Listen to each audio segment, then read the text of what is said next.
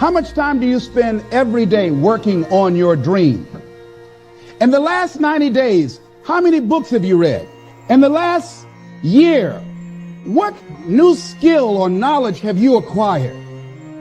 What kind of investment have you made in you? You don't want it badder than you want to party. You don't want it as much as you want to be cool.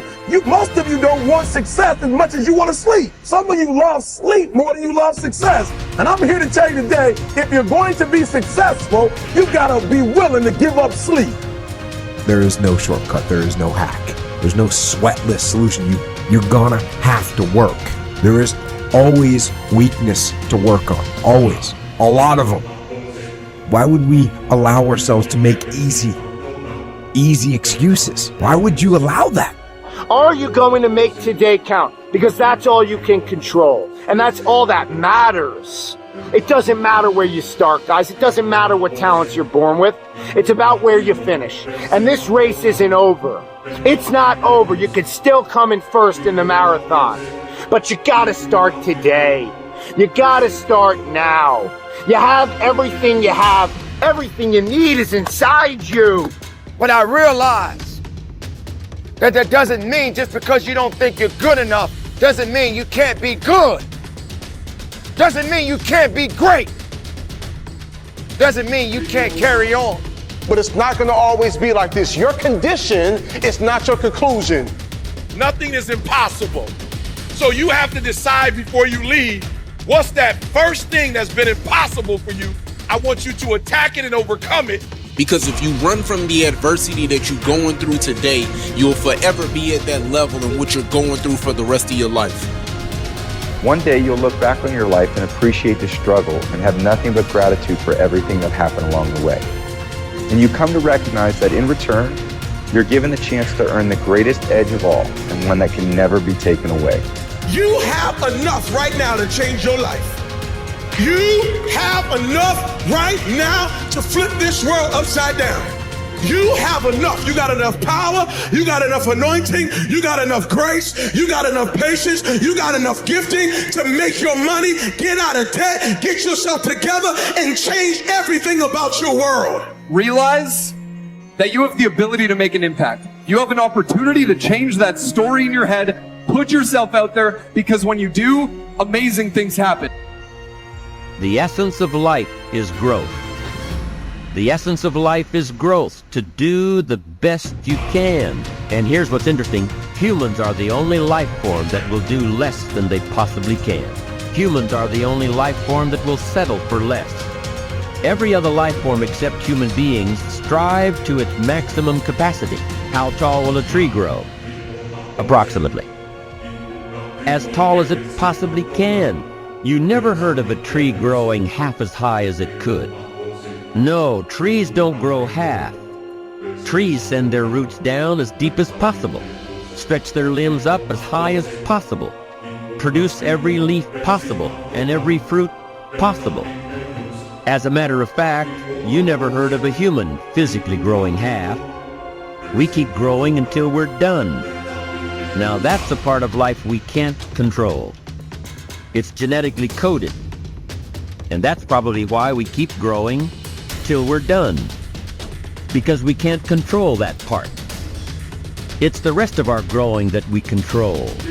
The growing of our minds, the expansion of our minds, that we can control. And that's what tends to get away from us. All life forms inherently strive to their max except human beings. Now, why wouldn't human beings strive to their maximum possibility? Here's why. Because we've been given the dignity of choice. It makes us different than alligators and trees and birds. The dignity of choice makes us different than all other life forms. And here's the choice: to become part of what we could be, enough to get by, or to become all that we can be. My best advice for you is to choose the all. Earn all you can, make all the friends you can, read as many books as you can, develop as many skills as you can, see as much as possible, do as much as possible, make as much fortune as possible, give as much of it away as possible. The max. There's no life like it. I'm telling you, once I got on track, I've never looked back. Pick up the challenge. Go for it. Take the best of the two easies. Take the route of it's easy to get ahead. It's easy to do all you can. It's easy to succeed.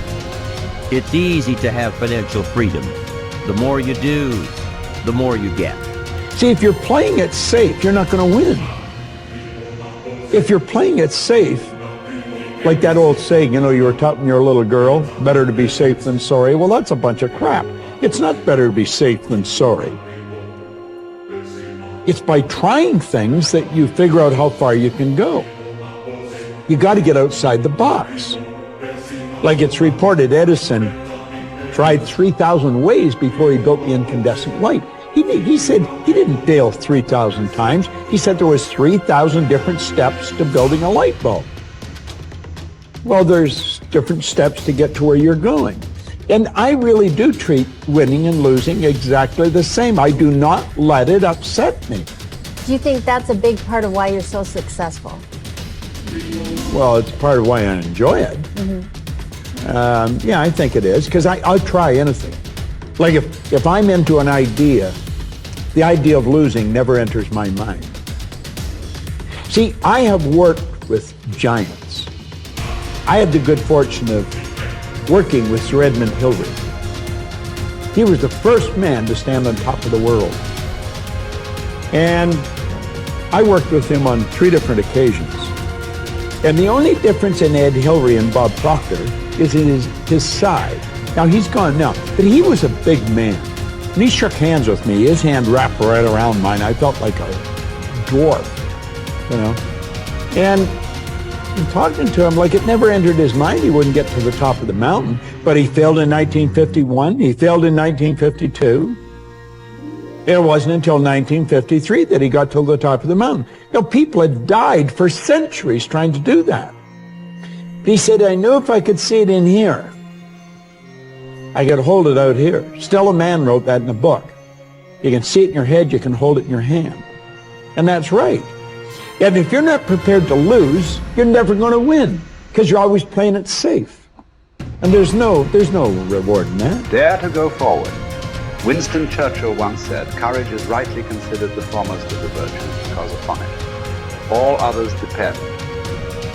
Courage is the chief distinguishing characteristic of the true leader. It is almost always visible in the leader's words and actions. It is absolutely indispensable to success, happiness, and the ability to motivate other people to be the best they can be. Follow through on your vision. In a way, it is easy to develop a big vision for yourself and for the person you want to be. It is easy to commit yourself to living with complete integrity. But it requires incredible courage to follow through on your vision and on your commitments.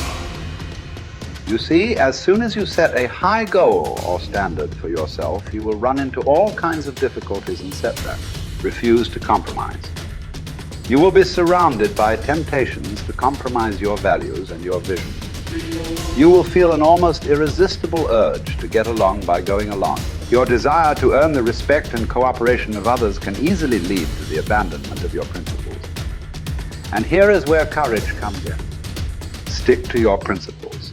Courage combined with integrity is the foundation of character. The first form of courage is your ability to stick to your principles, to stand for what you believe in and to refuse to budge unless you feel right about the alternative. Courage is also the ability to step out in faith, to launch out into the unknown, and then to face the inevitable doubt and uncertainty that accompany every new venture. Avoid the comfort zone. Most people are seduced by the lure of the comfort zone. This can be likened to going out of a warm house on a cold, windy morning. The average person, when he feels the storm swirling outside his comfort zone, rushes back inside where it's nice and warm. But not the true leader. The true leader has the courage to step away from the familiar and comfortable and to face the unknown with no guarantees of success. It is this ability to boldly go where no man has gone before that distinguishes you as a leader from the average person.